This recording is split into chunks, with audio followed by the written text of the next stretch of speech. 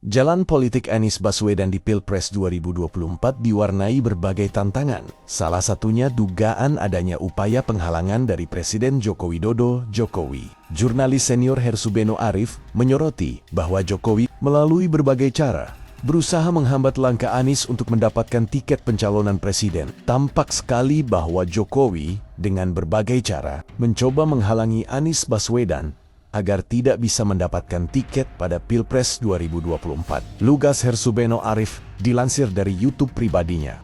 Meski demikian, Anies akhirnya tetap maju sebagai kandidat yang diusung oleh Nasdem, PKB, dan PKS di Pilpres ke-2024. Walaupun pada akhirnya, pasangan Prabowo Subianto dan Gibran Rakabuming berhasil mengalahkan Anies dengan titik tekan pada pengaruh Gibran yang memiliki akses ke kekuasaan. Dalam konteks Pilkada Jakarta, Anies dinilai menghadapi perlawanan keras, termasuk dari partai-partai politik yang sebelumnya mendukungnya. Nasdem, PKS, dan PKB yang awalnya berniat mencalonkan Anies, membatalkan pencalonan tersebut, menyebabkan Anies gagal maju dalam pilkada serentak. Jadilah Anies Baswedan ini seorang kandidat yang sangat diinginkan oleh publik di Jakarta untuk menjadi calon gubernur pada pilkada serentak tanggal 27 November nanti, tetapi tidak memperoleh tiket. Ini memang anomali, ujar Hersubeno Arif.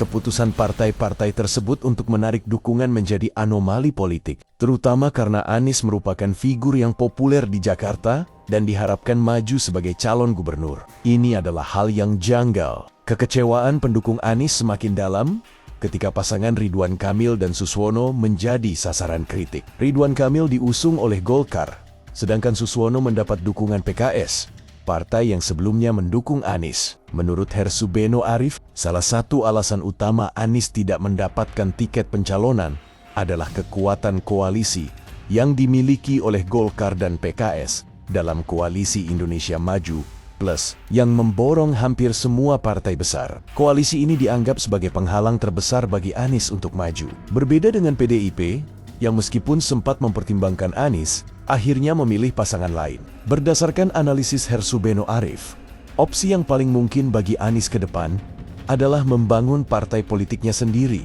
Namun, ia juga mengingatkan bahwa mendirikan partai baru bukanlah langkah mudah. Mengingat syarat-syarat yang ketat dan hambatan dari partai-partai yang sudah ada, partai-partai besar tentu tidak akan memberikan peluang bagi partai baru, terutama yang bisa menggerus suara mereka. Meski demikian, Anies tetap menjadi kompetitor yang patut diperhitungkan oleh kandidat lain, termasuk petahana Prabowo Subianto yang terpilih sebagai Presiden Indonesia untuk periode 2024 sampai 2029.